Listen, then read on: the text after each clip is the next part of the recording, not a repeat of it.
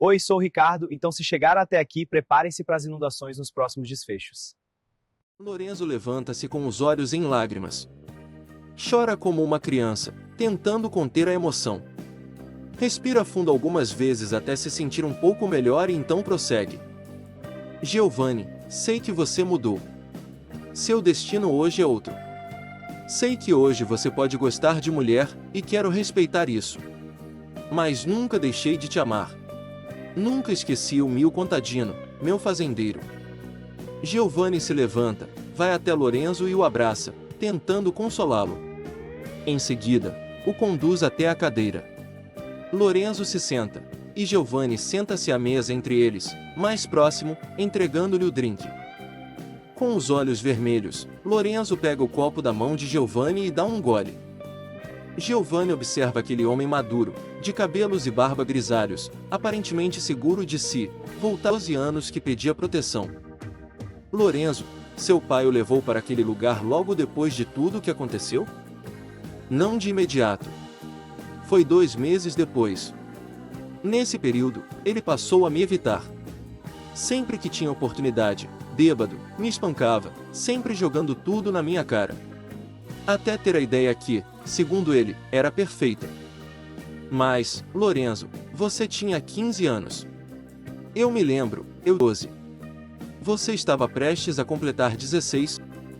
Lembro-me de terminar minhas tarefas cedo só para ir ao rio com minha mãe, porque lá eu sabia que iria te encontrar enquanto elas lavavam as roupas. Nunca fui tão feliz em toda a minha vida. Éramos apenas jovens descobrindo a vida, e ele fez isso com você. Sim, fez. Eu também me lembro de tudo. No começo, eu não queria ir, mas minha mãe me convencia, dizia que se meu pai chegasse bêbado e me encontrasse em casa, iria me bater sem motivo. Na segunda vez, vi aquele garoto lindo, de cabelos lisos, na beira do rio. Eu não gostava de sair, nunca tinha prestado atenção em você, mesmo depois de você dizer que já tinha me visto e que gostava de mim. Quis me aproximar, e foi a melhor coisa que fiz na minha vida. Nunca mais voltei àquele lugar. Chorei noites sentindo sua falta. Até que, numa dessas noites, minha mãe entrou no meu quarto e me entregou uma foto, daquelas que ela gostava de tirar. Era algo que ela amava. No leito de morte, ela me disse para ir atrás de você. Pediu perdão por não ter feito nada. Eu disse que nada poderia ter sido feito. Perguntei por que ela estava me pedindo isso. Ela disse que não era muito experiente, mas sabia reconhecer quando 2 seres se amavam. E que, aos olhos de Deus, o amor é sempre válido. Enquanto isso, o carrasco do meu pai não media esforços para me humilhar. Acho que você lembra. Lembro sim. Vi parte das negociações, seu pai pagando meu para me trazer ao Brasil, para me tirar de lá.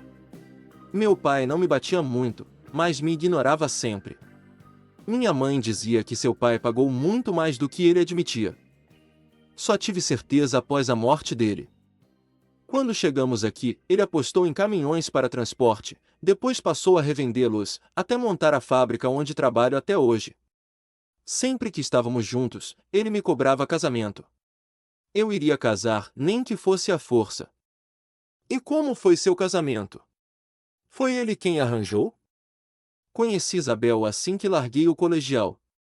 Eu queria trabalhar, achava aquilo uma perda de tempo.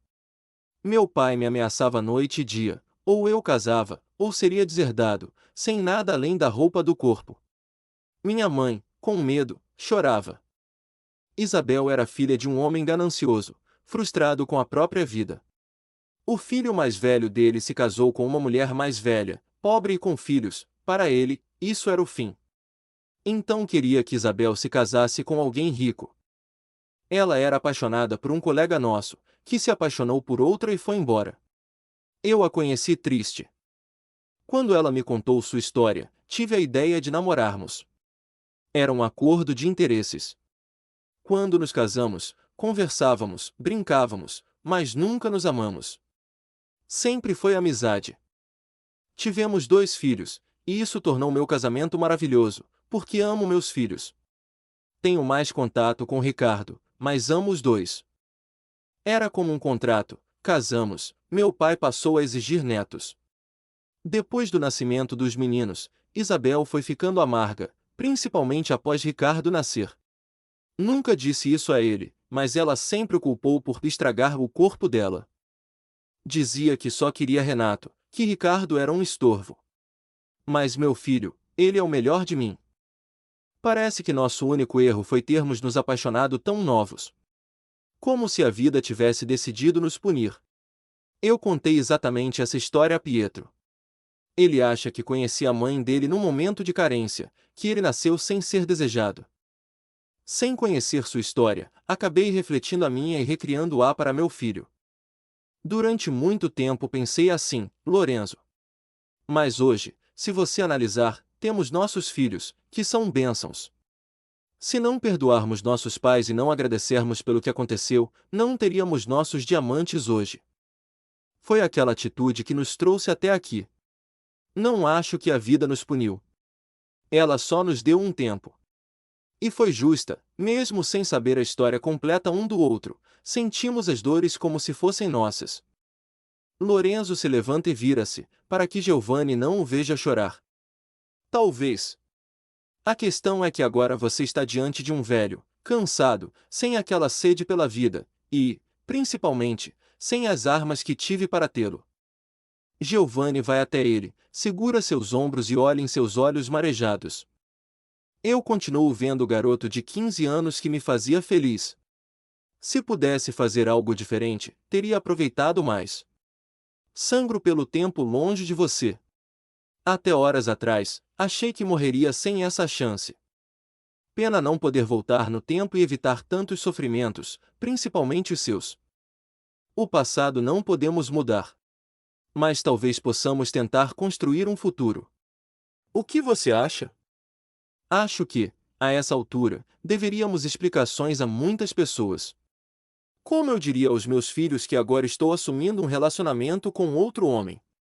Meu filho mais velho é extremamente preconceituoso. Sem falar que você tem seus negócios lá, e eu os meus aqui, como faríamos? Você só falou dos outros. Voltamos aos 12 e 15 anos, quando nossos pais tiveram o poder de nos separar. Agora seriam nossos filhos. Isso nunca vai acabar, ou você não me ama mais? Giovanni olha nos olhos e na boca de Lorenzo. Aquilo tudo não era coincidência. Ele se lembra das palavras de Osmar. Não queria mais fracassar. Puxa Lorenzo e o beija. Os dois se abraçam, entregues ao momento, aquele mesmo que estava guardado desde os 12 e 15 anos. Beijam-se como se quisessem entrar na alma um do outro. Nesse instante, Ricardo e Pietro entram. Ricardo traz a bolsa de mão de Lorenzo, Pietro, a mala maior. Ricardo vinha sorrindo, mas ao ver a cena, paralisa. Pietro, logo atrás, apenas levanta as sobrancelhas. Ricardo fica alguns segundos olhando para os dois.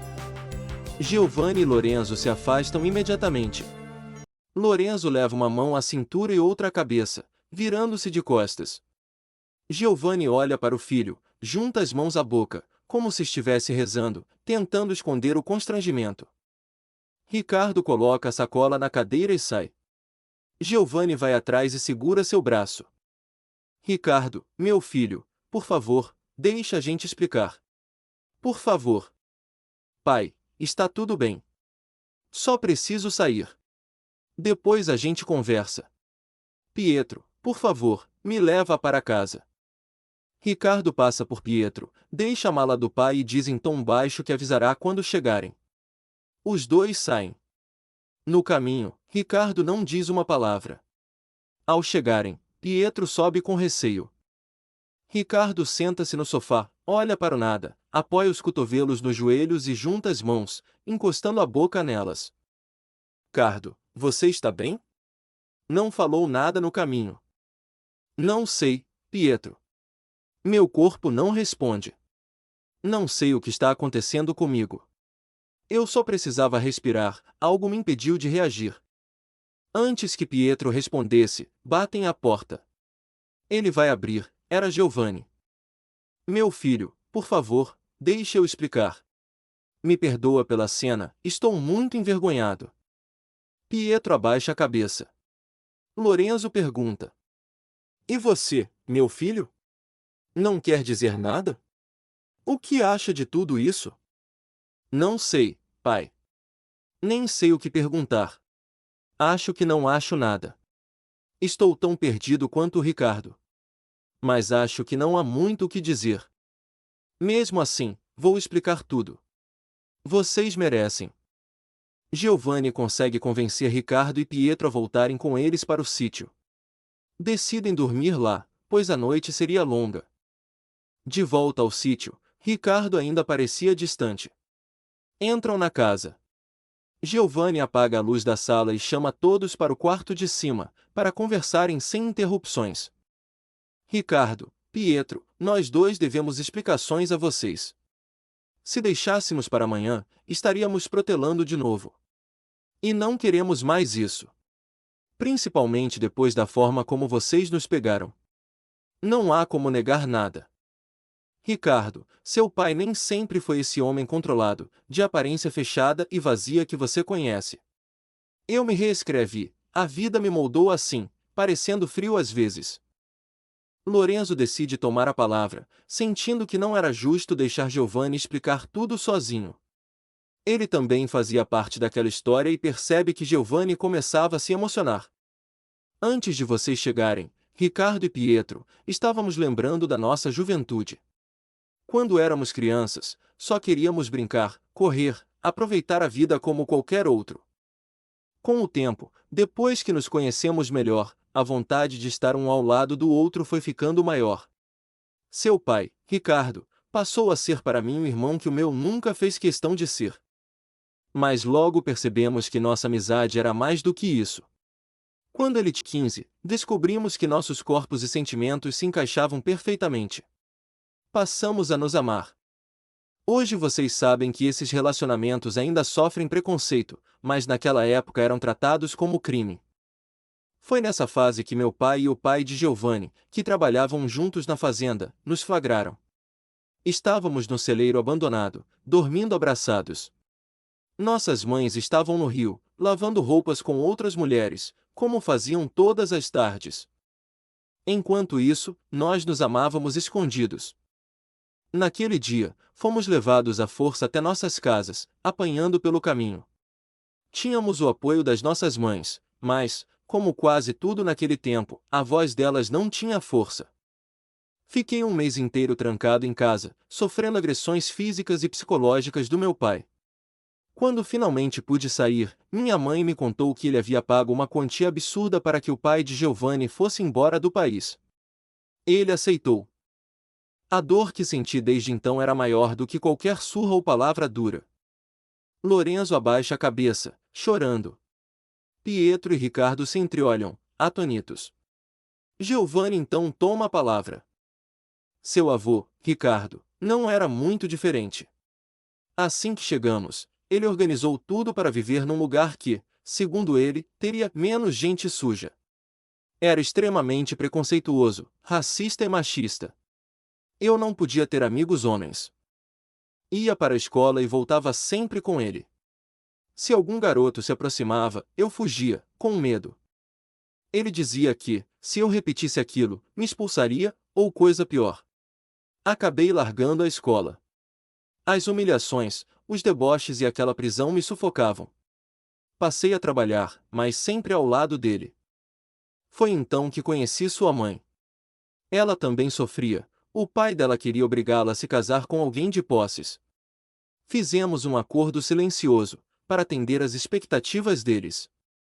Fui fraco, não sabia lidar com tudo aquilo, só queria paz. Casamos sem amor. Depois, seu avô passou a exigir netos. Conseguimos. Nasceu seu irmão mais velho.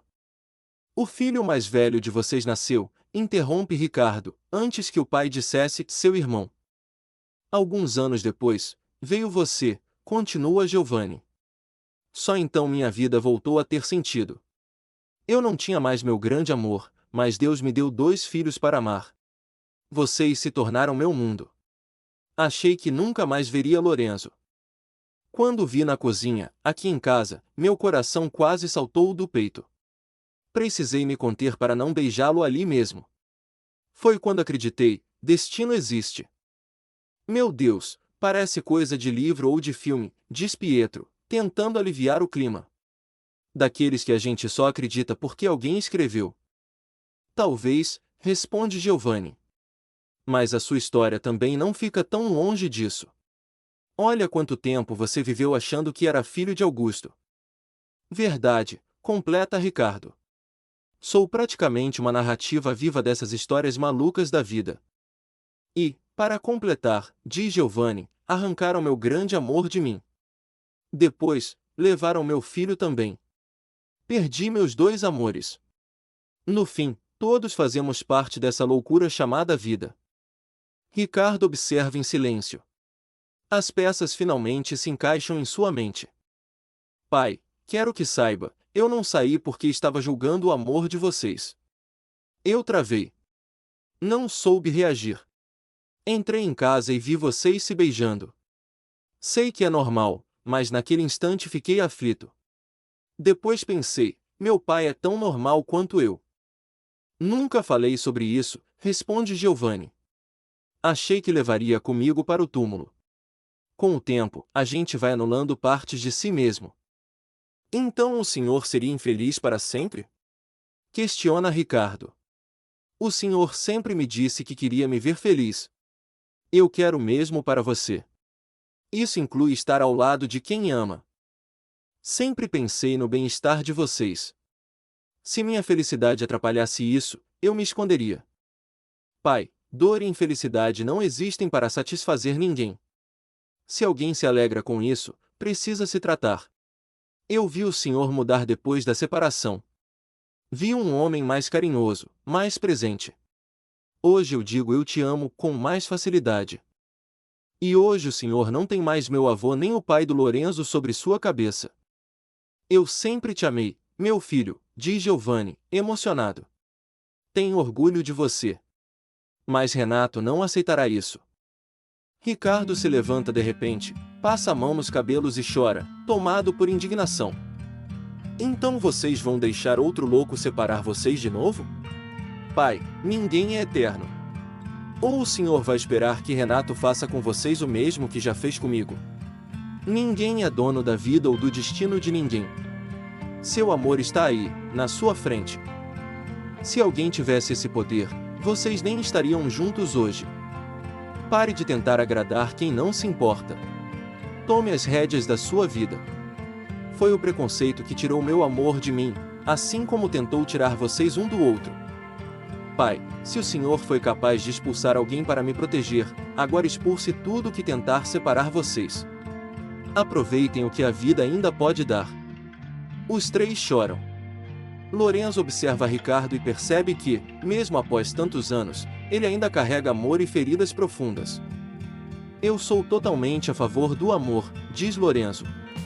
Se vocês estão bem, eu também estou. Já se esconderam demais. Vocês são adultos. Ricardo abraça o pai, depois Lorenzo. Pietro, vamos. Preciso de um banho. Mas fiquem, diz Giovanni. Vocês vieram para dormir. Acho que vocês precisam conversar mais, responde Ricardo.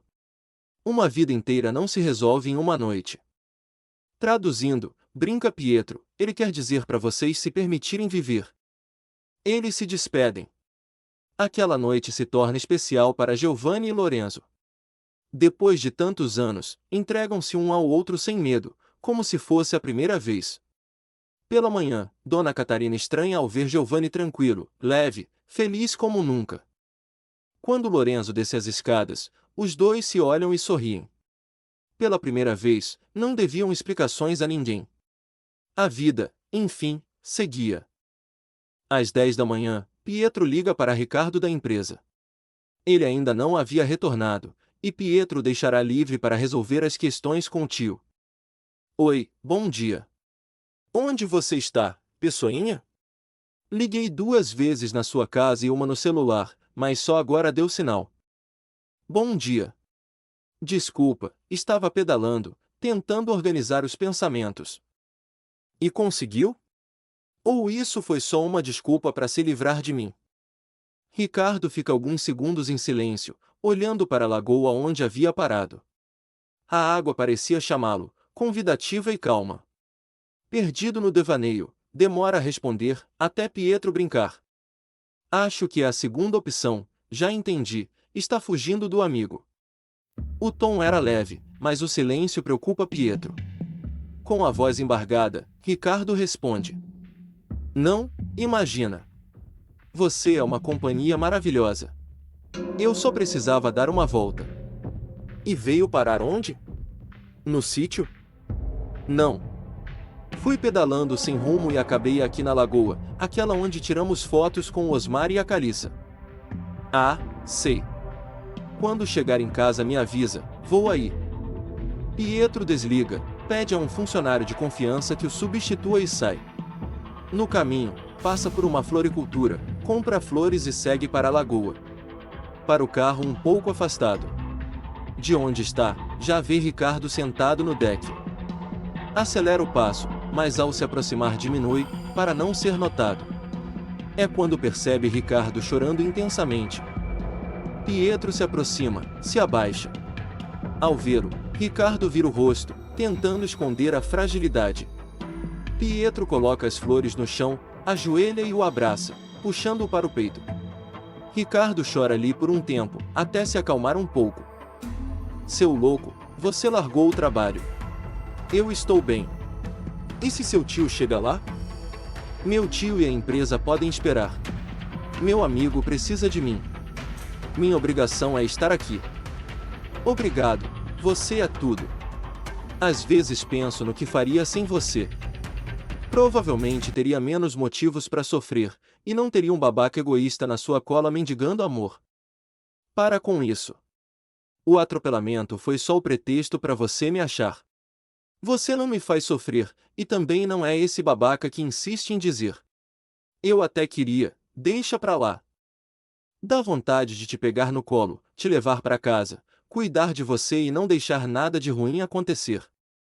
Eu não poderia retribuir. Seria injusto, principalmente com o Thales. Eu esqueço das entrelinhas. Mas trouxe flores para alegrar seu dia. Obrigado, moço galanteador. Amarelas, combinam com a nossa amizade. Então vamos almoçar a comida maravilhosa da sua avó. Vamos. Mas é melhor ligar antes, não sabemos se os pombinhos já acordaram. Verdade. Ricardo me responde com sinceridade. Você estava pensando em fazer alguma besteira aqui? Ricardo olha para a lagoa. As lágrimas escorrem sem esforço. Demora a encarar Pietro. Ele continua, sério e cuidadoso. Por um instante, você pensou que sumir fosse uma resposta? Que isso resolveria alguma coisa? Ricardo, nossos pais estão tentando ser felizes agora. Lembra de tudo que você disse ontem. Não é hora de perder a fé. Eu prefiro te ver lutando, mesmo com medo, do que só guardar lembranças. Promete que nunca mais vai pensar em desistir? Promete que vai continuar esperando e acreditando no futuro, mesmo que doa. Ricardo limpa os olhos, se levanta e abraça Pietro. Eu prometo. Não vou pensar nisso. Mas, não acredito que Denis volte. Talvez ele já tenha seguido a vida. Eu só queria respostas. A lagoa me acalma, só isso. Pietro sorri, enxuga o rosto do amigo. Decidem voltar. A bicicleta vai para o carro, passam na casa de Ricardo, ele toma um banho e seguem para o sítio. Ao chegarem, Giovanni já havia mostrado quase tudo a Lorenzo. Ao ver o filho, vai ao seu encontro, abraça-o forte, beija seu rosto e agradece em voz baixa por ele ser seu filho. Na cozinha, Dona Catarina já havia preparado o almoço. Meus filhos, esses dois já andaram a cavalo, pularam na piscina, parecem dois adolescentes, diz ela, rindo. Pai, o senhor está com a pele ótima, brinca Pietro. Parece até um pêssego. Todos riem. Lorenzo não deixa passar. Sabe o que é, filho? Vocês vieram resolver um problema meu e acabaram resolvendo minha vida inteira. Depois do almoço, vão para a casa grande e organizam os detalhes da compra da empresa. Giovanni liga para Cláudio, seu advogado, confirmando que a negociação seguiria adiante. Cláudio explica que o valor precisaria ser revisto, pois Augusto era esperto e não deixava brechas. A única arma seria a persuasão. Pietro relata como funciona a empresa, entradas, saídas e o modo como Augusto trata os funcionários. Cláudio diz que isso pode ser relevante, mas apenas de forma interna. Giovanni pede que toda a documentação seja organizada. Cláudio solicita o contato de Augusto para marcar a reunião. No dia seguinte, Pietro e Ricardo voltam à empresa, revisam documentos e encontram algumas informações importantes. Ligam para Giovanni, que repassa tudo a Cláudio. Na sexta-feira, dia da chegada de Augustus, ele liga cedo para Pietro avisando que teria uma reunião importante na empresa e que precisaria que ele ficasse atento para qualquer eventualidade. Pietro concorda. Cláudio havia marcado a reunião para as 3 da tarde. Ao chegarem, Cláudio e Giovanni são recebidos por Augustus, após a recepcionista conduzi-los até a sala. Por mais que Giovanni não quisesse lembrar, a memória o leva imediatamente ao passado. O homem arrogante, autoritário e de ar superior ainda estava ali, apenas mais velho. Giovanni só se deu conta de quem era Augustus quando bateu os olhos nele. Augustus os convida a entrar e pede à recepcionista que não os interrompa. Então, Sr. Cláudio, começa Augustus, o senhor me disse ao telefone que seu cliente estaria interessado em comprar minha empresa. Mas para uma empresa ser comprada, antes ela precisa estar à venda, o que não é o caso da minha. Como chegou a essa ideia? Senhor Augustus, responde Cláudio, meu cliente está ampliando seus negócios. Como sempre faço as pesquisas para ele, vi um grande potencial aqui. E, se não me engano, há algum tempo o senhor chegou a anunciar a venda da maior parte das ações. Agora surge a oportunidade de vender tudo. É verdade que pensei nisso no passado, por alguns probleminhas, diz Augustus, mas já estão resolvidos. Minha empresa não está à venda. Entendo. Mesmo assim, analisando os documentos a pedido do meu cliente, diz Cláudio, abrindo a pasta, constam 2 débitos elevados, com cobranças recentes, além de processos movidos por antigos funcionários, 2 ainda em andamento.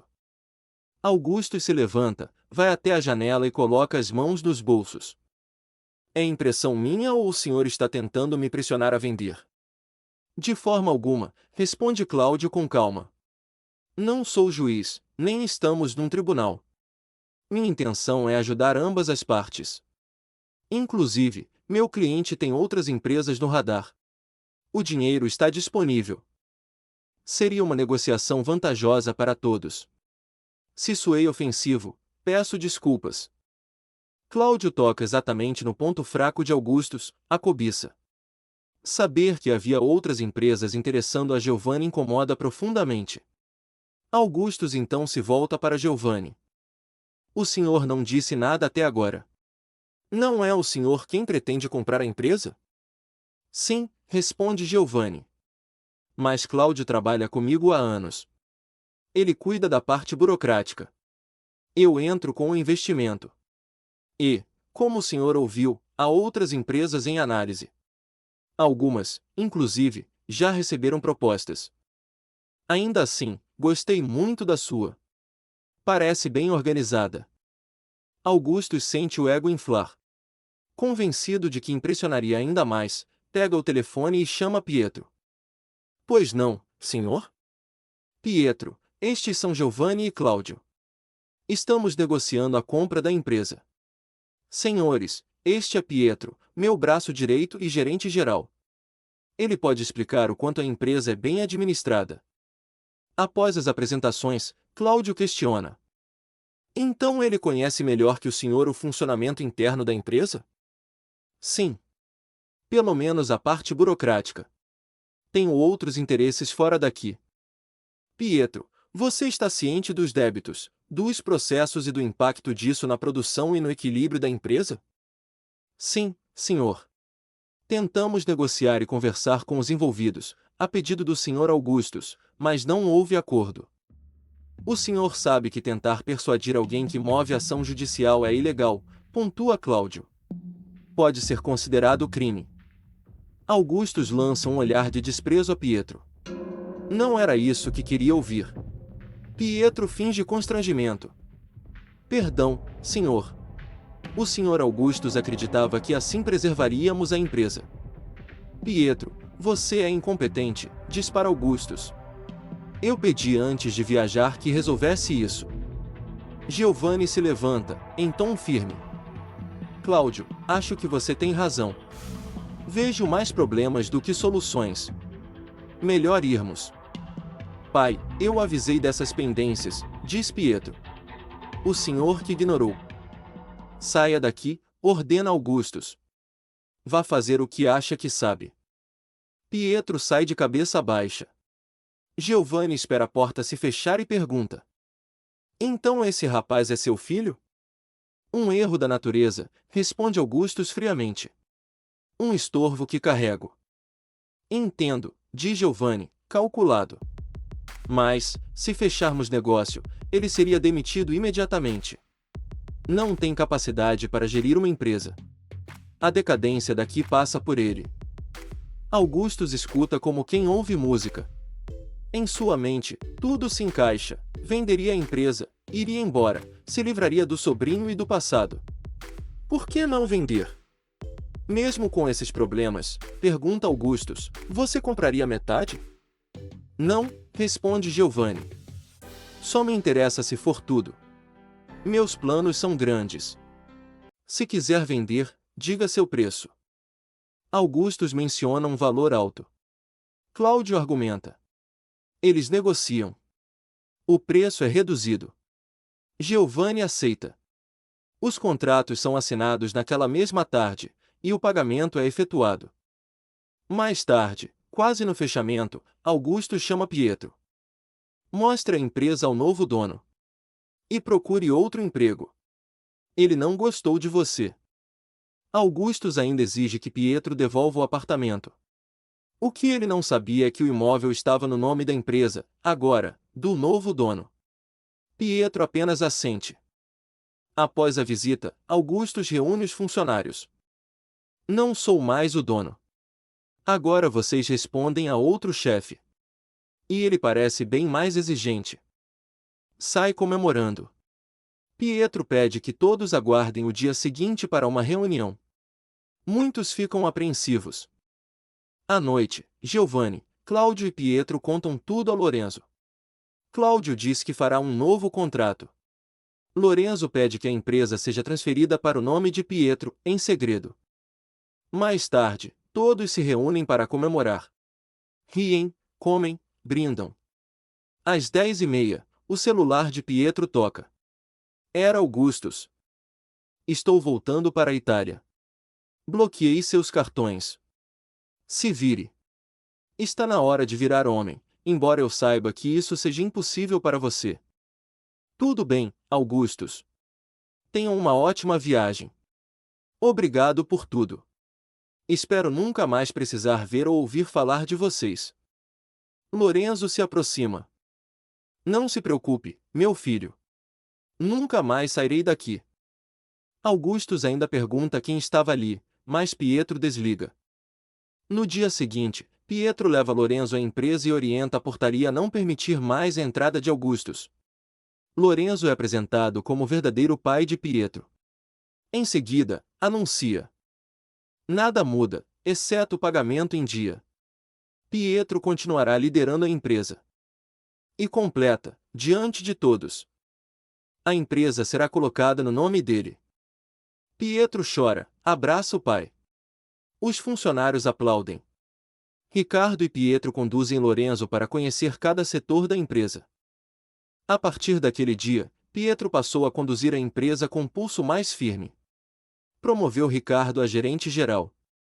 Lorenzo ainda permaneceu por mais 2 semanas, até precisar retornar, e convidou Giovanni para ir com ele. Giovanni ficou triste, alegando ter muitos assuntos a resolver. Mais uma vez, Ricardo entrou em ação, dizendo que Lorenzo havia vindo apenas para resolver o problema do filho e, ao reencontrá-lo, abriu mão de mais dias de sua vida. Por que Giovanni não poderia fazer o mesmo? Ao ouvir aquilo, Lorenzo se encantou ainda mais com o novo filho que a vida lhe havia dado. Giovanni e Lorenzo passaram a dividir o tempo entre a Itália e o Brasil, mantendo esse equilíbrio até que Lorenzo, ao saber onde o irmão residia, decidiu se mudar de vez para o Brasil, trazendo consigo seus negócios. Foi morar com Giovanni no sítio. Nos 4 anos seguintes, nada de muito diferente aconteceu. Todos seguiram suas vidas sem grandes emoções. No 5º ano, Isabel casou-se com Farias e enviou convite para Giovanni e Ricardo. Ricardo foi, mas não pelo casamento, e sim pelo sobrinho.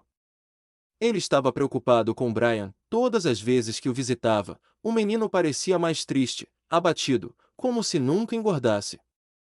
Ricardo comentou isso com o pai, mas Giovanni disse não poder se meter diretamente, afinal Brian estava sob a guarda de Renato. Brian tinha 6 anos, mas aparentava ter 4. Vivia da escola para casa, e a tristeza era visível em seus olhos. Antes do casamento de Isabel, ele ainda contava com a companhia da avó. Depois, ela quase não parava mais em casa. Renato tentava cuidar do filho, mas seus vícios falavam mais alto. Até que, certo dia, Giovanni ligou para a casa deles. Quem atendeu foi Brian. Mesmo em sua inocência, a criança contou que Isabel estava fora havia 5 dias e que Renato havia chegado muito bêbado e estava dormindo. Giovanni perguntou se Brian já tinha comido, e o menino respondeu que havia biscoito para ele comer. Ricardo tinha acabado de chegar, e Pietro ouviu a conversa a partir do momento em que Brian falou da avó. Ricardo começou a chorar. Quando Giovanni desligou o telefone, estava furioso. Ricardo disse que, se o pai não fizesse algo, ele mesmo brigaria com Renato e tiraria Brian de lá. Na mesma hora, Giovanni pediu licença, dizendo que eles poderiam ir almoçar sem ele, pois precisaria voltar à empresa. Quando Lorenzo saiu do quarto para procurá-lo, Giovanni já havia saído. Menos de 20 minutos depois, ele voltou, chamou Lorenzo, e os dois saíram juntos. Ao chegar à casa de Renato, ele ainda dormia. Giovanni o acordou, e Brian não saiu mais dos braços do avô. Giovanni conversou com Renato e disse que levaria Brian, pois eles estavam muito ocupados e o menino andava triste por ficar sozinho. Sem muita resistência, ainda meio bêbado e de ressaca, Renato perguntou se Brian gostaria de ir. O menino disse que sim, e Giovanni o levou. Quando chegaram, Ricardo se assustou, mas ficou imensamente feliz com a chegada do pequeno. A presença de Brian trouxe uma alegria imensa para todos.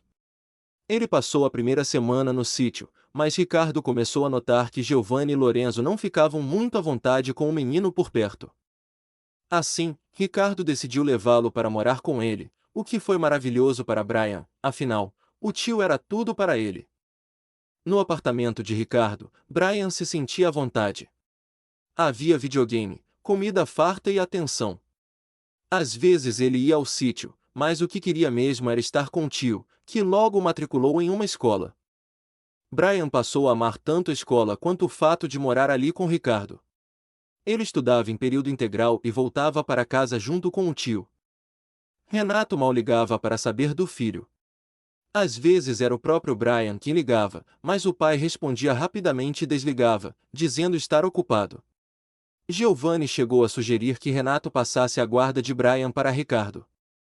Renato dizia que iria pensar, e assim o tempo passava. 5 anos se passaram. Ricardo comentou com Giovanni que pensava em vender o apartamento e comprar outro, pois aquele estava pequeno. Brian estava crescendo e precisava de espaço. Brian disse ao tio que não precisava se preocupar, mas Ricardo explicou que ele iria precisar sim, pois já era um rapazinho e certas coisas não iria querer compartilhar. Foi a primeira conversa dos dois sobre assuntos mais íntimos. Giovanni concordou. No dia seguinte, um domingo, Ricardo foi cedo com Brian para o sítio, os dois de bicicleta. Por onde passavam, ouviam comentários: nunca se viu um filho parecer tanto com o pai. Eles apenas riam. Brian adorava ouvir aquilo, seu maior orgulho era quando falavam do tio. No sítio, Giovanni deu uma ideia a Ricardo. Meu filho, Em vez de procurar apartamento ou casa para comprar ou alugar, você não cogita voltar para nossa antiga casa? Ninguém morou lá. Usaram apenas a casa que construímos 2 anos depois, ao lado, onde ficaram alguns parentes da Berta. Sei que aquela casa guarda muitas lembranças, principalmente para você, mas ela tem muito espaço, fica em um ótimo condomínio, e você poderá criar seu filho longe de certas situações. Os dois eram tão grudados que, às vezes, Giovanni até esquecia quem era o pai e quem era o tio, ainda mais pelo fato de Renato praticamente não ligar para o filho. Ricardo ficou pensativo.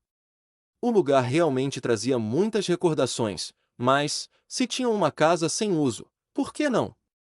Ele disse ao pai que iria para lá. Giovanni pediu apenas um tempo para fazer algumas pequenas organizações. Giovanni contratou um arquiteto. A maioria dos móveis foi trocada, outros restaurados. Sua maior preocupação era retirar, tanto quanto possível, as lembranças de Dennis daquele lugar. No dia 23 de julho de 2010, uma sexta-feira, Ricardo se mudou com Brian para a antiga casa. Todos ajudaram na mudança, inclusive Pietro e Thales, que agora viviam seu relacionamento sem preocupações e haviam decidido se assumir. Giovanni chegou com Lorenzo e, alguns minutos depois, Berta também chegou, imensamente feliz com a volta de seu eterno menininho, e agora com mais um. A casa estava toda reformada, e até Berta se encantou com a nova aparência. No quarto de Ricardo, Giovanni mandou restaurar os móveis, acrescentou alguns itens mais atuais, mas não mudou a disposição. Pensou que aquele talvez fosse o único lugar onde Ricardo pudesse se sentir bem ao lembrar de Dennis. Ao entrar no quarto, Ricardo ficou parado observando. Giovanni apenas disse que restaurou sem mudar muito, pois não sabia se ele gostaria de uma mudança completa. Ricardo sorriu, entendendo a verdadeira intenção do pai. Brian entrou em seguida. Uau, esse é o quarto mais legal da casa. Tem tons escuros. Titio, posso ficar com esse quarto? Ele era de quem? Pode sim, meu gatinho. É seu. Eu dormi aqui. Você não quer ficar com ele de novo, titio? Eu fico com um dos outros. Não, agora ele é seu. Seu avô ampliou o que era dele. Eu vou ficar lá. Já sei, para quando o titio estiver com um namorado ficar na cama maior com ele. Disse Brian, rindo.